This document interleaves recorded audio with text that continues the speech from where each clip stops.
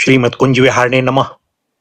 श्री स्वामी हरिदास विजय तीर्थराम, श्री युगल सरकार, सदगुरुदेव और आप सभी रसिक भक्त वृंदों के श्री चरणों में दास का साष्टांग दंडवत प्रणाम। आज श्रीमद भागवत महापुराण के एकादश स्कंद के अंतर्गत 14वां अध्याय भक्ति योग की महिमा तथा ध्यान विधि का वर्णन।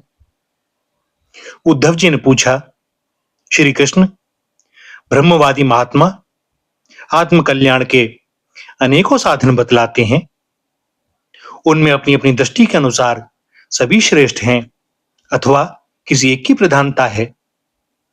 मेरे स्वामी, आपने तो अभी अभी भक्ति योग को ही निरपेक्ष एवं स्वतंत्र साधन बतलाया है, क्योंकि इसी से सब और आसक्ति छोड़कर मन आप में ही तन्मय हो जाता है।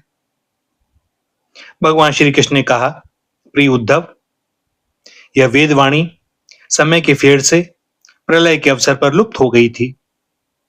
फिर जब सृष्टि का समय आया तब मैंने अपने संकल्प से ही इसे ब्रह्मा को उपदेश किया। इसमें मेरे भागवत धर्म का ही वर्णन है। ब्रह्मा ने अपने ज्येष्ठ पुत्र स्वयंभू मनु को उपदेश किया और उनसे भृगु, अंगिरा, मरीचि, पुलह, अत्रि, पुलस्त्य और क्रतु इन 7 प्रजापति महर्षियों ने ग्रहण किया। तदंतर इन ब्रह्म ऋषियों की संतान देवता, दानव, गोयहक, मनुष्य, सिद्ध, गंधर्व, विद्याधर, चारण, किंदेव, किन्नर, नाग, राक्षस और किमपुरुष आदि ने इसे अपने पूर्वज इन्हीं ब्रह्मर्षियों से प्राप्त किया।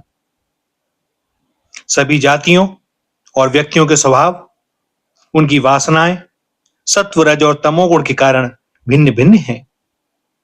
इसलिए उनमें और उनकी बुद्धि वृत्तियों में भी अनेकों भेद हैं। इसलिए वे सभी अपनी अपनी प्रकृति के अनुसार उस वेदवाणी का भिन्न भिन्न अर्थ ग्रहण करते हैं। वह वाणी ही ऐसी अलौकिक है कि उससे विभिन्न अर्थ निकलना स्वाभाविक ही है। इसी प्रकार स्वभाव भेद तथा परंपरागत उपदेश के भेद से मनुष्यों की बुद्धि में भिन्नता आ जाती है और कुछ लोग तो बिना किसी विचार के वेद विरुद्ध पाखंड मतावलंबी हो जाते हैं। प्रिय उद्धव, सभी की बुद्धि मेरी माया से मोहित हो रही है। इसी से वे अपने अपने कर्म संस्कार और अपनी अपनी रुचि के अनुसार आत्मकल्याण के साधन भी एक नहीं अनेकों बतलाते हैं। पूर्व मीमांसक धर्म को, साहित्याचार्य यश को, काम शास्त्री काम को, योग वेत्ता सत्य और शम दमादि को, दंड नीतिकार ऐश्वर्य को, त्यागी त्याग को और लोकायतिक भोग को ही मनुष्य जीवन का स्वार्थ परम लाभ बतलाते हैं। कर्मयोगी लोग यज्ञ, तप, दान, व्रत तथा यम नियम आदि को पुरुषार्थ बतलाते हैं, परंतु ये सभी कर्म हैं। इनके फलस्वरूप जो लोग मिलते हैं वे उत्पत्ति और नाश वाले हैं। कर्मों का फल समाप्त हो जाने पर उनसे दुख ही मिलता है और सत्य पूछो तो उनकी अंतिम गति घोर अज्ञान ही है। उनसे जो सुख मिलता है वह तुच्छ है, नगण्य है। और वे लोग भोग के समय भी असूया आदि दोषों के कारण शोक से परिपूर्ण हैं। इसलिए इन विभिन्न साधनों के फेर में नहीं पड़ना चाहिए। प्रिय उद्धव, जो सब ओर से निरपेक्ष बेपरवाह हो गया है, किसी भी कर्म या फल आदि की आवश्यकता नहीं रखता और अपने अंतःकरण को सब प्रकार से मुझे ही समर्पित कर चुका है, परमानंद स्वरूप में उसकी आत्मा के रूप में स्फुरित होने लगता हूं। इससे वह जिस सुख का अनुभव करता है वह विषय लोलुप प्राणियों को किसी प्रकार मिल नहीं सकता। जो सब प्रकार के संग्रह परिग्रह से रहित अकिंचन हैं, जो अपनी इंद्रियों पर विजय प्राप्त करके शांत और समदर्शी हो गए हैं, जो मेरी प्राप्ति से ही, मेरे सानिध्य का अनुभव करके ही सदा सर्वदा पूर्ण संतोष का अनुभव करते हैं, उनके लिए आकाश का एक एक कोना आनंद से भरा हुआ है। जिसने अपने को मुझे सौंप दिया है वो मुझे छोड़कर न तो ब्रह्मा का पद चाहता है और न देवराज इंद्र का। उसके मन में न तो सार्वभौम सम्राट बनने की इच्छा होती है और न ही वह स्वर्ग से भी श्रेष्ठ रसातल का ही स्वामी होना चाहता है। वह योग की बड़ी बड़ी सिद्धियों और मोक्ष तक की अभिलाषा नहीं करता। उद्धव, मुझे तुम्हारे जैसे प्रेमी भक्त जितने प्रीतम हैं उतने प्रिय मेरे पुत्र ब्रह्मा, आत्मा शंकर, सगे भाई बलराम जी, स्वयं अर्धांगिनी लक्ष्मी जी और मेरा अपना आत्मा भी नहीं है, जिसे किसी की अपेक्षा नहीं, जो जगत के चिंतन से सर्वथा उपरत होकर मेरे ही मनन चिंतन में तल्लीन रहता है और राग द्वेष न रखकर सबके प्रति समान दृष्टि रखता है। उस महात्मा के पीछे पीछे मैं निरंतर यह सोचकर घूमा करता हूं कि उसके चरणों की धूल उड़कर मेरे ऊपर पड़ जाए और मैं पवित्र हो जाऊं। जो सब प्रकार के संग्रह परिग्रह से रहित है, यहां तक कि शरीर आदि में भी अहमता ममता नहीं रखते, जिनका चित्त मेरे ही प्रेम के रंग में रंग गया है, जो संसार की वासनाओं से शांत उपरत हो चुके हैं और जो अपनी महत्ता उदारता के कारण स्वभाव से ही समस्त प्राणियों के प्रति दया और प्रेम का भाव रखते हैं। किसी प्रकार की कामना जिनकी बुद्धि का स्पर्श नहीं कर पाती, उन्हें मेरे जिस परमानंद स्वरूप का अनुभव होता है उसे और कोई नहीं जान सकता, क्योंकि वह परमानंद तो केवल निरपेक्षता से ही प्राप्त होता है। उद्धव जी, मेरा जो भक्त अभी जितेंद्रीय नहीं हो सका है और संसार के विषय बार बार उसे बाधाएं पहुंचाते रहते हैं, अपनी ओर खींच लिया करते हैं, वह भी क्षण क्षण में बढ़ने वाली मेरी प्रगल्भ भक्ति के प्रभाव से प्रायः विषयों से पराजित नहीं होता। उद्धव, जैसे धधकती हुई आग लकड़ियों के बड़े ढेर को भी जलाकर खाक कर देती है, वैसे ही मेरी भक्ति भी समस्त पाप राशि को पूर्णतया जला डालती है। उद्धव, योग साधन, ज्ञान विज्ञान, धर्मानुष्ठान, जप पाठ और तप त्याग मुझे प्राप्त कराने में उतने समर्थ नहीं हैं जितनी दिनों दिन बढ़ने वाली अनन्य प्रेममयी मेरी भक्ति। मैं संतों का प्रीतम आत्मा हूं। मैं अनन्य श्रद्धा और अनन्य भक्ति से ही पकड़ में आता हूं। मुझे प्राप्त करने का यह एक ही उपाय है। मेरी अनन्य भक्ति उन लोगों को भी पवित्र जाति दोष से मुक्त कर देती है जो जन्म से ही चांडाल हैं। इसके विपरीत जो मेरी शक्ति भक्ति से वंचित हैं, उनके चित्त को सत्य और दया से युक्त, धर्म और तपस्या से युक्त विद्या भी भली भांति पवित्र करने में असमर्थ है।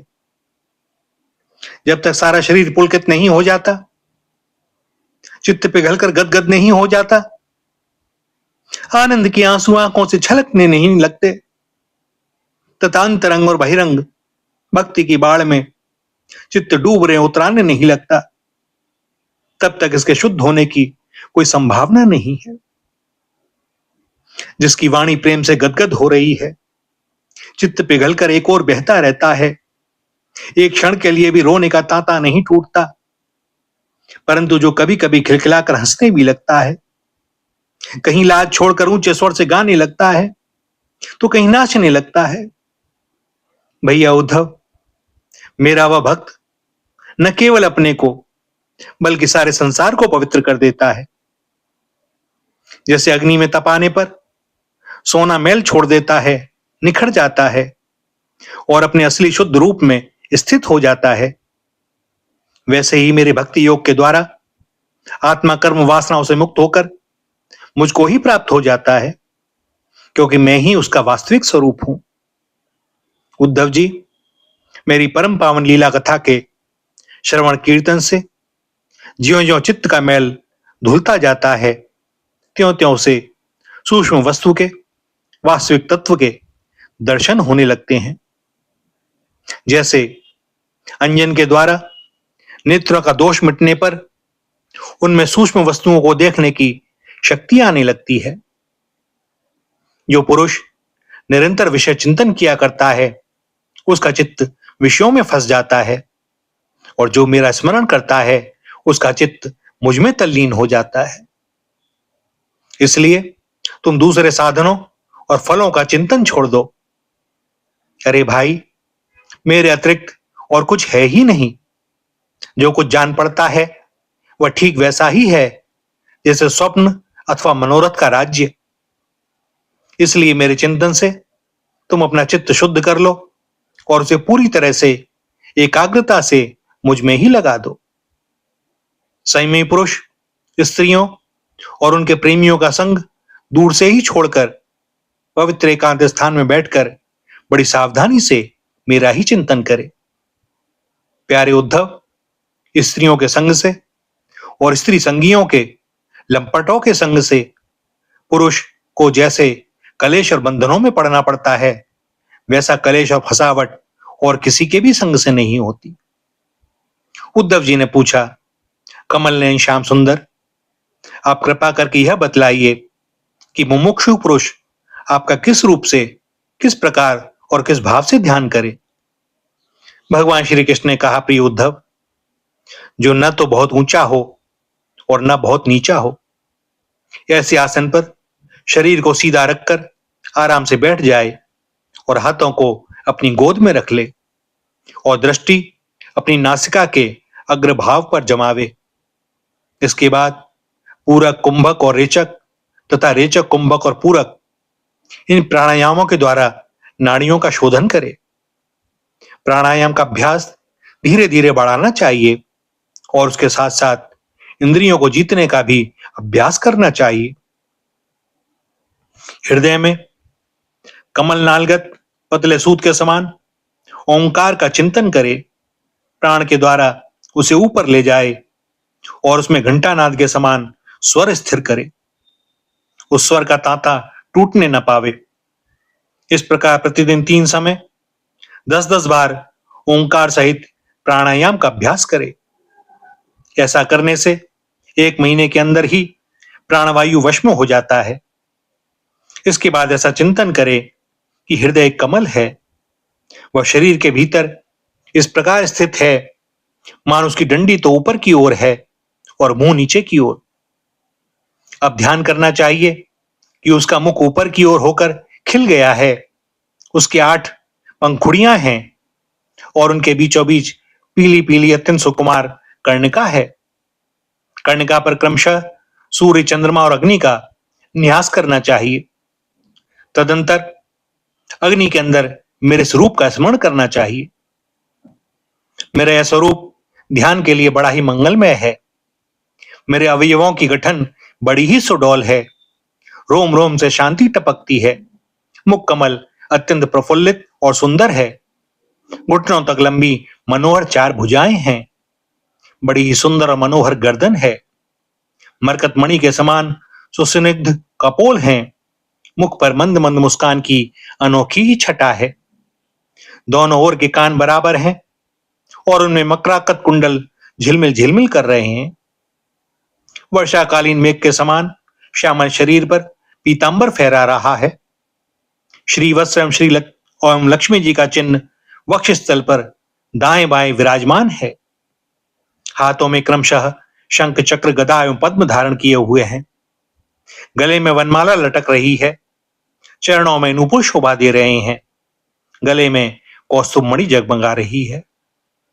अपने अपने स्थान पर चमचमाते हुए किरीट, कंगन, करधनी और बाजूबंद शोभायमान हो रहे हैं।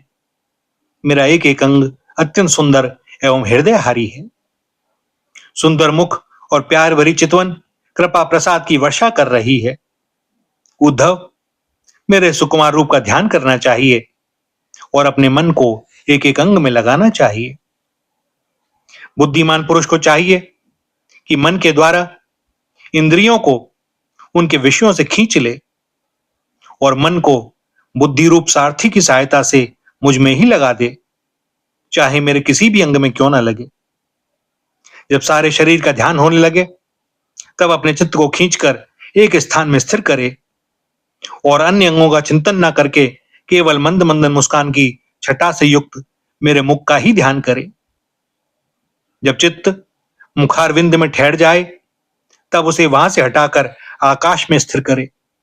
तदंतर आकाश का चिंतन भी त्याग कर मेरे स्वरूप में आरूढ़ हो जाए और मेरे सिवा किसी भी वस्तु का चिंतन न करे। जब इस प्रकार चित्त समाहित हो जाता है तब जैसे एक ज्योति दूसरी ज्योति से मिलकर एक हो जाती है, वैसे ही अपने में मुझे और मुझ सर्वात्मा में अपने को अनुभव करने लगता है। जो योगी इस प्रकार तीव्र ध्यान योग के द्वारा मुझ में ही अपने चित्त का संयम करता है, उसके चित्त से वस्तु की अनेकता, तत्संबंधी ज्ञान और उनकी प्राप्ति के लिए होने वाले कर्मों का भ्रम शीघ्र ही निवृत्त हो जाता है। भैया यहां पर एकादश स्कंद के 14वें अध्याय का समापन होता है और दास को अनुमति दें आज के लिए वाणी को विराम देने की। आगे श्री हरि की जैसी जो इच्छा। श्री राधा, श्री राधा, श्री राधा।